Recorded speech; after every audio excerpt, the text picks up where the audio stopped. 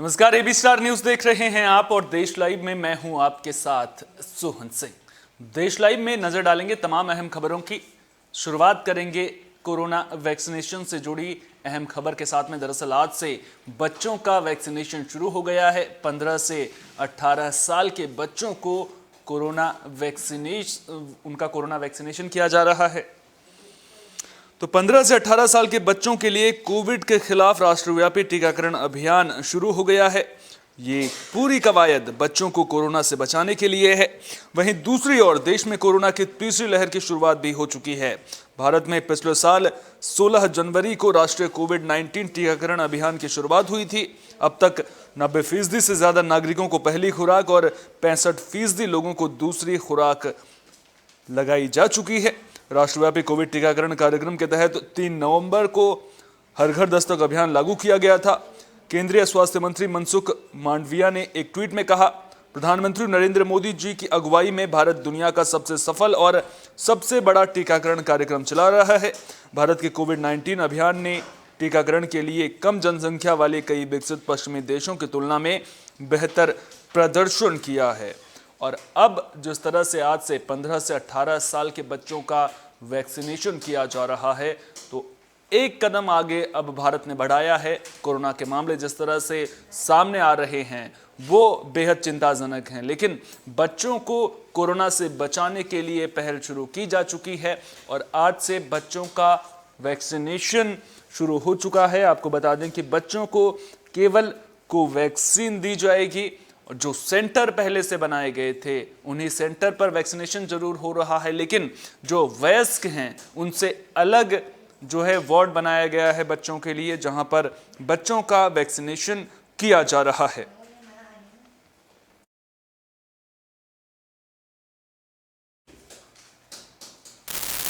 तो बच्चों के लिए वैक्सीनेशन की शुरुआत की जा चुकी है। वहीं दूसरी ओर से कोरोना के मामले बढ़ रहे हैं, वो कहीं परेशान करने वाले हैं। पिछले 24 घंटे की अगर बात तो देश में 33,000 से ज्यादा मामले सामने आ रहे हैं। सवाल उठने लगे कि क्या ये कोरोना की तीसरी लहर की शुरुआत है?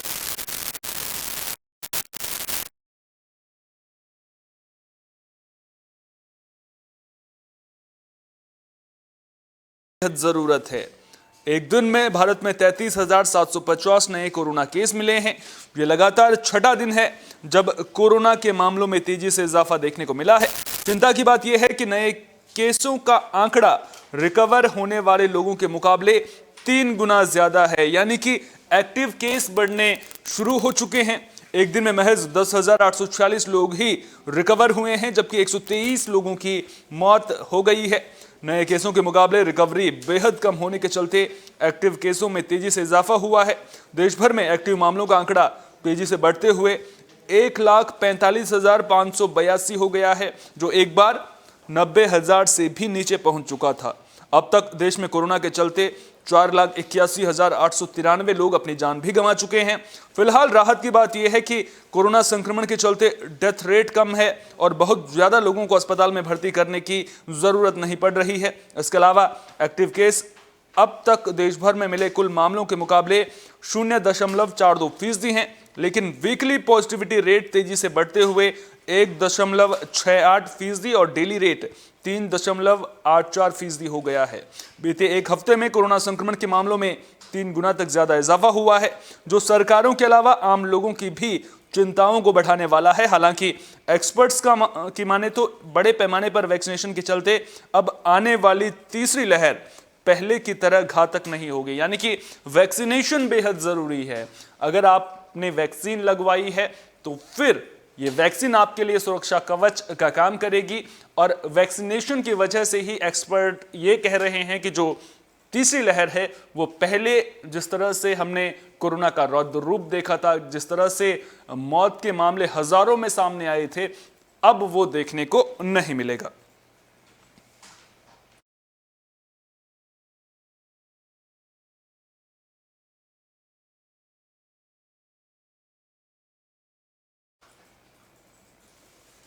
बुलेटिन में अब बात जम्मू कश्मीर की कर लेते हैं। दरअसल जम्मू कश्मीर में सुरक्षा बलों को बड़ी कामयाबी मिली है। सुरक्षा बलों ने एक पाकिस्तानी घुसपैठिए को ढेर कर दिया है।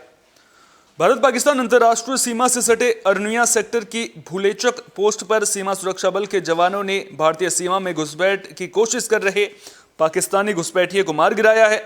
घुसपैठिए को मार गिराने से पहले जवानों ने उसे कई बार चेतावनी भी दी, लेकिन जब वो पीछे नहीं हटा तो जवानों ने गोली चलाकर उसे वहीं ढेर कर दिया। घुसपैठिए का शव सीमा के नजदीक पड़ा हुआ है। पुलिस से मिली जानकारी के मुताबिक आज तड़के अंतर्राष्ट्रीय सीमा पर गोलीबारी की आवाज सुनकर सीमांत लोगों में दहशत का माहौल फैल गया। पहले तो लगा कि सीमा पर भारत पाकिस्तान जवानों में गोलीबारी का सिलसिला शुरू हो गया है, लेकिन ये गोलीबारी कुछ ही समय के लिए थी। बाद में जानकारी मिली कि सीमा सुरक्षा बल के सतर्क जवानों ने अरनिया के पोप भूले चक सेक्टर में एक पाकिस्तानी घुसपैठिए को मार गिराया है। धुंध की आड़ में यह पाकिस्तानी घुसपैठिया भारतीय सीमा में एंट्री करने की कोशिश कर रहा था।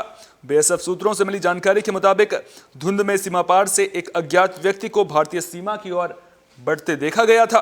जैसे ही वो व्यक्ति भारतीय सीमा के नजदीक पहुंचा, उसे चेतावनी भी दी गई। चेतावनी के बाद भी वो निरंतर भारतीय सीमा की ओर बढ़ रहा था। एक बार फिर उसे वापस लौटने को कहा गया, लेकिन जैसे ही उसने भारतीय सीमा की हद में पांव रखा, बीएसएफ के जवानों ने गोलीबारी कर उसे वहीं पर ढेर कर दिया।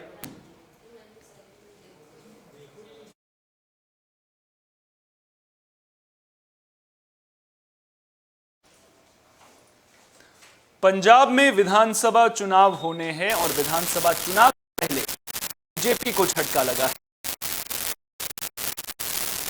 दरअसल विधायक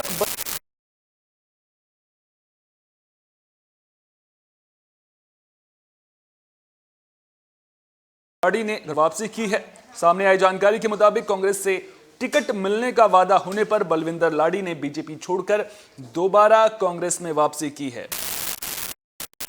अखबार की रिपोर्ट की माने तो बलविंदर लाड़ी ने रविवार रात को कांग्रेस में वापसी की। बलविंदर लाड़ी ने कांग्रेस पंजाब प्रभारी हरीश चौधरी, सीएम सुखविंदर रंधावा की मौजूदगी में घर वापसी की। बलविंदर लाड़ी श्री हरगोबिंदपुर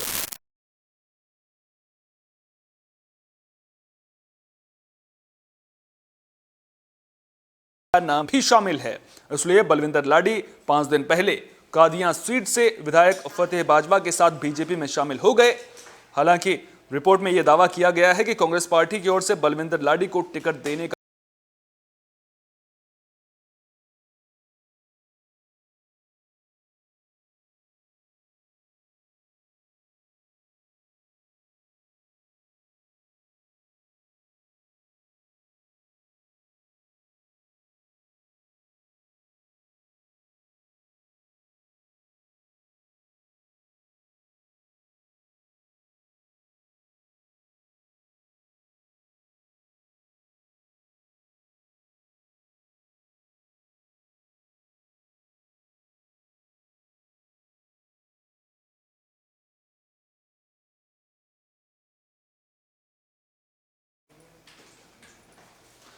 बुलेटिन के आखिर में बात दिल्ली एनसीआर में वायु प्रदूषण की भी कर लेते हैं। दरअसल दिल्ली एनसीआर में हवा की गुणवत्ता बेहद खराब दर्ज की जा रही है।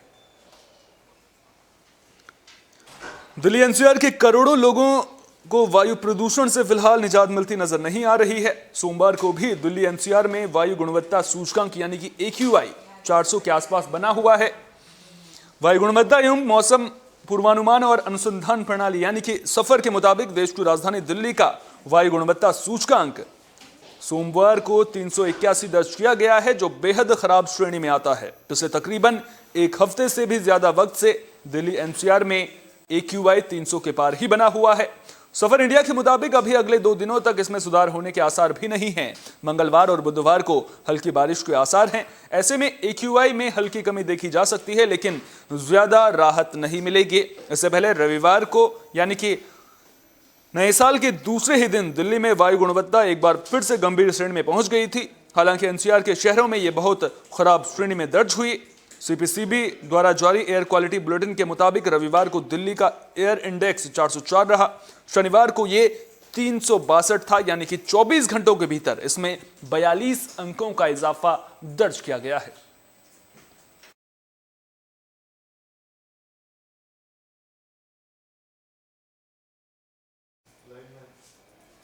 देश लाइव में फिलहाल के लिए इतना ही। देश दुनिया की तमाम अहम खबरों के लिए आप बने रहिए AB स्टार न्यूज के साथ, क्योंकि यहां पर खबरों का सिलसिला कभी नहीं थमता।